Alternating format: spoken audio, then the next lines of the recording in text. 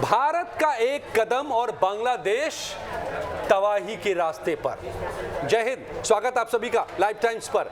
जी, बांग्लादेश 5 अगस्त से लेकर 5 अगस्त 2024 से लेकर अब तक क्या क्या कर रहा था भारत के खिलाफ और बांग्लादेश के भीतर, ये सब हम आपको बताते रहे हैं। लेकिन अब इतने दिनों तक खामोशी से बांग्लादेश को देखते रहने के बाद भारत ने एक कदम छोटा सा उठाया है। छोटा सा कदम, ये कह लीजिए कि एक बहुत ही नटखट बच्चे को, बहुत ही शैतान बच्चे को एक हल्की सी चपत लगाई है। उसी में बांग्लादेश पानी पानी होना बांग्लादेश का तय हो गया है। और क्या है वो कदम?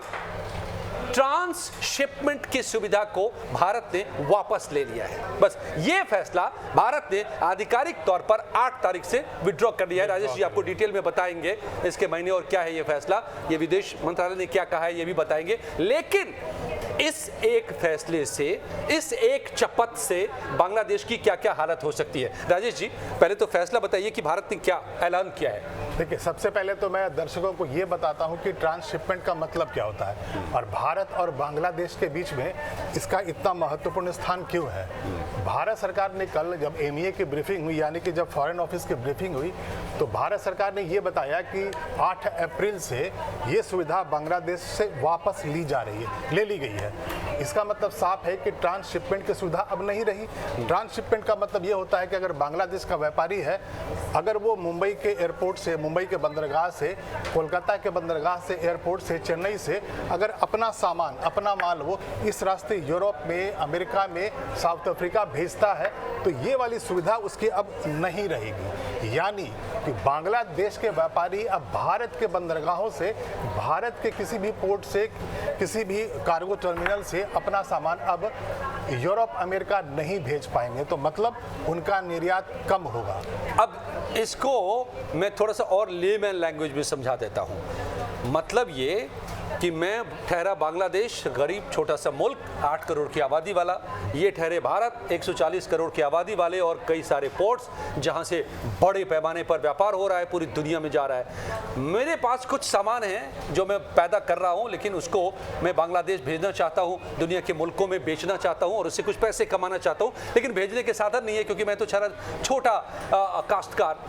तो मैंने इनसे कहा कि आपका तो बड़ा कारोबार है, बड़े बड़े जहाज हैं, बड़े बड़े पोर्ट्स हैं, बड़े बड़े रास्ते हैं, तो आप मेरे भी सामान को उस पर बेच दिया करें। इन्होंने कहा अच्छा ठीक है, आ जाओ, कोई बात नहीं, तो मेरे पड़ोसी हो, हम दोनों तो दोस्त हैं, हमने तुमको पैदा किया है, तो हम कर देते हैं मदद। 2020 से ये सुविधा दे रहा था भारत। लेकिन अब क्या कहा चीन ने, चीन में बैठ करके मोहम्मद यूनुस ने, समंदर तो मेरा है, हम ही उसके मालिक हैं, इस अंदाज में, स्वयंभू शहंशाह अंदाज में। और चीन को बोला कि आपके लिए बड़े मौके हैं, आइए ना यहाँ पर पोर्ट को हमारे डेवलप कीजिए। पाकिस्तान को बोला कि हमारे सैन्य अड्डे को चिकन नेक कॉरिडोर के पास डेवलप कीजिए, और हो गया करार। तो क्या आपको लगता है कि भारत का ये कदम अब इस बांग्लादेश के मोहम्मद यूनुस के इस अति के बाद आया है जो चीन में जाकर उन्होंने किया है? देखिए, सबसे पहले तो मैं ये साफ कर देता हूं कि भारत सरकार ने जो प्रतिक्रिया दी वो इसका आधार उन्होंने नहीं बताया था। उनका ये कहना था, फॉरेन ऑफिस के ब्रीफिंग में साफ तौर पे ये कह दिया गया कि हम ये फैसला इसलिए रहे हैं कि हमारे जो पोर्ट्स हैं, हमारे जो बंदरगाह है, वहाँ पे लोड बहुत बढ़ गया है और जो हमारे व्यापारी हैं जो अपना निर्यात करना चाहते हैं, उनकी लागत बढ़ रही क्योंकि वहाँ उनका डिले हो रहा है शिपमेंट। बांग्लादेश का जो माल है हम अपने अब बंदरगाहों से नहीं भेजेंगे। तो भारत सरकार ने कहीं पहले ये नहीं कहा कि हाँ वो किसी भी तरह का कोई भी रेस्ट्रिक्शन बांग्लादेश पर इसलिए लगा रहा है कि बांग्लादेश में एंटी इंडिया मूवमेंट चल रहा है। बांग्लादेश के अंतरिम सरकार के जो प्रमुख है वो जाकर के चाइना में कहा है हम ही गार्डियन है समंदर के, उनके इलाके के, या फिर वो बार बार ये कह रहे हैं कि आप प्रत्यार्पण करो, शेख हसीना को वापस करो। तो भारत सरकार ने कहीं पर आधिकारिक तौर पर यह नहीं कहा है कि ये जो सुविधा वापस ली गई है वो इन कारणों से है। लेकिन अगर आप सारी कड़ियों को जोड़ते हैं, जब आप उसको एनालाइज करते हैं, तो आप ये पाते हैं कि 5 अगस्त को जब तख्ता पलट हुआ जी 2024 में, 5 अगस्त को जब शेख हसीना को वहां से भगा दिया गया, भारत में शरण ले रखा है उन्होंने जब से, तब से वहां एंटी इंडिया मूवमेंट चल रहा था। वहां के हिंदू संगठनों, हिंदू मंदिरों पर, हिंदुओं के घरों पर वहां लगातार हमले चल रहे थे। और अब अभी जब बिम्स्टेक में जब मीटिंग हुई प्रधानमंत्री नरेंद्र मोदी की और मोहम्मद यूनुस की, तो ये सवाल उठाया गया। प्रधानमंत्री प्रधानमंत्री नरेंद्र मोदी ने साफ तौर पे कहा कि वहां के जो हिंदू हैं उनकी सुरक्षा करना आपकी जिम्मेदारी है, आपको करना पड़ेगा। कह दिया, दो ही बात कही, चुनाव करवाओ, हिंदुओं को सुरक्षित कर रखो। अगर हम सारी कड़ियों को जोड़ते हैं तो हम ये पाते हैं कि बांग्लादेश,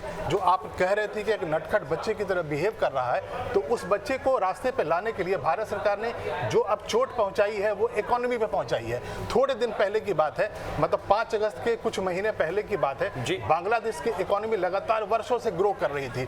कपड़ा निर्यात उसका लगातार रेडीमेड गारमेंट्स का बढ़ रहा था, जीडीपी उसकी बढ़ रही थी। लेकिन वहां जब एंटी इंडिया मूवमेंट चलने लगा, हिंदुओं पर हमला होने लगा, वहां तख्ता पलट कर दिया गया, उसकी जो जीडीपी है वो नीचे जाने लगी है। वहां के करीब 8-10% की जीडीपी थी, वो घट करके 4-5 पे आ गई है। तो ऐसे में जब आप भारत के रास्ते पूरी दुनिया को निर्यात करते हैं, आपकी जीडीपी उसका फायदा होता है, एडिशन होता है, और भारत ने अगर ये सुविधा आपसे वापस ले ली है तो जाहिर है आपकी इकोनॉमी पर गहरा असर पड़ेगा।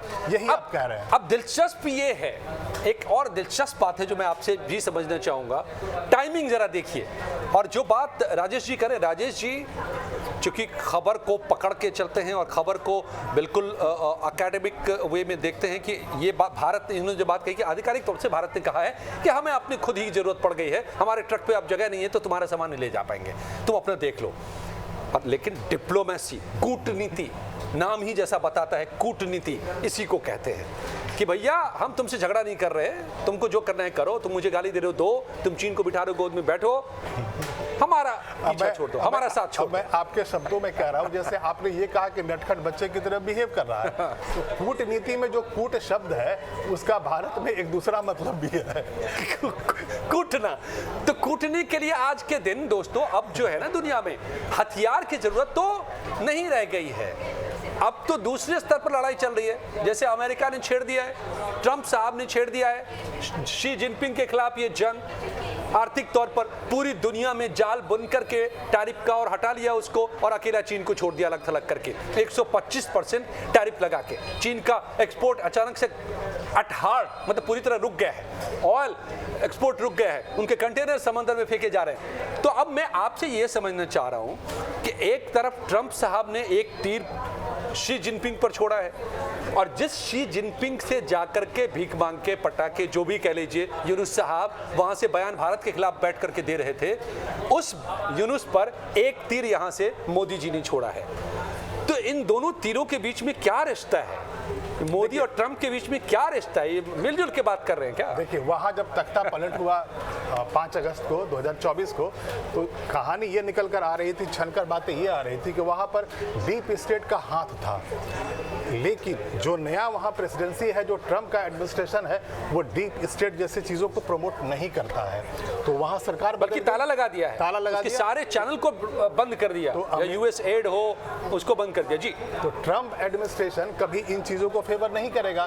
तो जिन लोगों ने वहां तख्ता पलट करवाया, वहां एक अनरेस्ट क्रिएट करवाया, वो ताकतें अब कमजोर पड़ रही हैं। चीन के इशारे पे हो रहा था, चीन को अब उलझा लिया है ट्रंप ने सीधे ट्रेड वार में। कोई ट्रेड टैरिफ वार कोई आज नया नहीं है चीन और अमेरिका का, ये बाइडेन एडमिनिस्ट्रेशन के टाइम में भी होता था, पहले से लगातार सबसे पहले ट्रंप साहब ने शुरू किया था इसके पहले जी। लेकिन ट्रंप के आने के बाद ये पूरी दुनिया में फैल गया था, लेकिन ट्रंप ने इसे 90 दिनों के लिए सस्पेंड कर दिया है, बाकी देशों के लिए सिर्फ चाइना पर और बढ़ा दिया 125%। जाहिर है अगर चाइना अगर इन चीजों में उलझा रहेगा, डीप स्टेट अब वो अपने पुराने रोल में नहीं रहेगा, अमेरिका उसकी मदद नहीं करेगा, फंडिंग नहीं करेगा, तो बांग्लादेश के पास अब कोई रास्ता बचेगा भी नहीं, उसे भारत की तरफ आना ही पड़ेगा। और यही वजह था कि मोहम्मद यूनुस बार बार ये अनुरोध कर रहे थे कि बिम्स्टेक की मीटिंग में वो नरेंद्र मोदी से सीधे बातचीत करना चाहते हैं, और भारत ने उनके अनुरोध को माना और सीधे बातचीत हुई। और उसके बाद हम लोगों को यही लग रहा था कि अब जो बर्फ जम गई है रिश्तों पे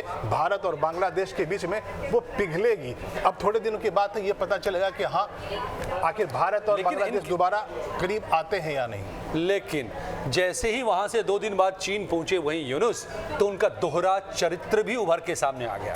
चीन में जाकर के भारत के खिलाफ जिस तरह के बयान दिए, मतलब सीधे सीधे खिलाफ नहीं कह सकते आप, उन्होंने कहा कि उनका नॉर्थ ईस्टर्न स्टेट जो वो लैंड लॉक्ड है, उसके आगे तो हम हैं और फिर समंदर है जिसके गार्जियन हम अकेले, वगैरह वगैरह वगैरह। इसीलिए जोड़ा जा रहा है भारत के इस फैसले को कि आप अगर बांग्लादेश के व्यापार को भारत के रास्ते अगर रोक रहे हैं, तो आप उस पे आप एक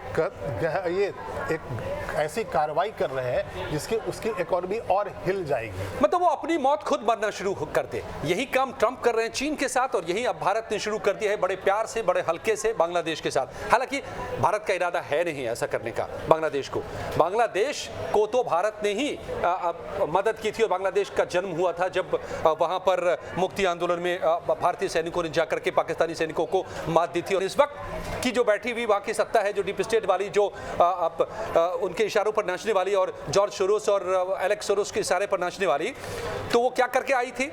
अब देखिए, ये भारत के चिकन नेक कॉरिडोर यानी कि सिलीगुड़ी के पास लाल मनी हाट है, वहां पर एक वायुसेना अड्डा डेवलप करने के लिए, अंग्रेजों के जमाने का था वो, उसको रिवाइव करने के लिए किसको इनवाइट किया है? पाकिस्तान को, पाकिस्तानी आर्मी को। और पाकिस्तानी आर्मी वहां पर एक उप ठेकेदार के तौर पर उसको डेवलप करने में बांग्लादेश की मदद कर रही है। बाकायदा JF-17 लड़ाकू विमान पाकिस्तान में बांग्लादेशी पायलट को उड़ाना सिखाया जा रहा है। कहाँ? जो चिकन नेक कॉरिडोर, जो भारत को नॉर्थ ईस्टर्न स्टेट से जो पतला सा रास्ता जोड़ता है वहां पर, और उसको एक उस पर नजर बहुत दिनों से ख्वाब देख रहा है पाकिस्तान भी और चीन भी कि किसी दिन उसको पकड़ लेंगे हम और नॉर्थ ईस्टर्न हिस्सा भारत के बाकी हिस्से से टूट जाएगा। हालांकि अब ये ख्वाब पूरा होने वाला नहीं है, क्योंकि रणनीतिक तौर पर भारत ने भी उतनी तैयारी हमेशा से कर रखी है। लेकिन चिढ़ाने के लिए ही सही ये काम पाकिस्तान को वहां बुला करके कर रहा है बांग्लादेश। इतना ही नहीं, मोंगला बंदरगाह, चीन इसके विकास के लिए 3300 करोड़ का समझौता, अभी जो मैं बता रहा हूं, जो गए थे बिम्स्टेक के बाद यूनुस चीन, तो वहां पर हुआ, कोलकाता से 200 किलोमीटर दूर है। अब वहां पर अगर आकर के चीन बंदरगाह डेवलप करता है तो मतलब ये भारत के लिए खतरा है क्या?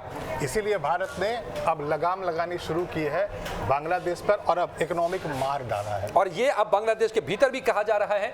आज जो वहां पर चर्चा चल रही है, जो वहां से खबरें उभर के सामने आ रही हैं कि ये बड़ा आर्थिक नुकसान हो रहा है, घाटा हो रहा है, अब एक्सपोर्ट कैसे करेंगे ये चिंता है। वहां पर अचानक से व्यवसायियों के बीच में निराशा छा गई है। जानकार बांग्लादेश के भीतर कह रहे हैं कि जो ये कदम उठा रहे थे एक के बाद एक, उसका जवाब अब भारत ने दिया है, और अब ये यूनुस साहब को सोचना चाहिए। तो साफ तौर पे एक तरफ ट्रंप के निशाने पर अब चीन है और आर्थिक युद्ध वहां छिड़ा हुआ है, तो यहां पर भारत उस तरीके से निशाने पर मुझे लगता है कि नहीं ले रहा है, लेकिन सबक सिखाने के मूड में जरूर आ गया है। क्या लगता है? थोड़े ही दिनों के बाद आप देखेंगे कि बांग्लादेश घुटनों पर आएगा, मोहम्मद यूनुस बातचीत करेंगे और ये रिक्वेस्ट करेंगे कि आप जैसे पहले हमने ट्रांसशिपमेंट की सुविधा दे रखी थी उसे बहाल करो। और क्योंकि जो आपको सपोर्ट करने वाले पीछे थे वो अब खुद सपोर्ट मांग रहे हैं पूरी दुनिया से, यानी कि चीन। और चीन, पाकिस्तान और बांग्लादेश दोनों चीन के भरोसे फड़क रहे थे, तो चीन को तो घेर लिया है अमेरिका ने। तो दोस्तों, आपको क्या लगता है कि एक साथ भारत के ये सारे तीनों पड़ोसी जो भारत को हमेशा परेशान करने की मंशा पाले हुए थे, चाहे वो चीन हो, पाकिस्तान हो या बांग्लादेश हो, सब के सब घिरे नजर आ रहे हैं इस वक्त में। तो कहीं ये दो दोस्त को लेकर के जो बहुत सारी बातें कही जाती रही है मोदी ट्रंप की, ये मिली जुली चाल है क्या? क्या ये मिलकर गेम प्लान किया गया है क्या कि एक साथ इस पर अटैक एंड ऑपरेशन इकोनॉमिक्स? आपकी क्या राय है हमें ज़रूर बताइएगा। वीडियो पसंद आई हो तो लाइक ज़रूर कीजिए और शेयर कीजिए। बहुत बहुत धन्यवाद। धन्यवाद।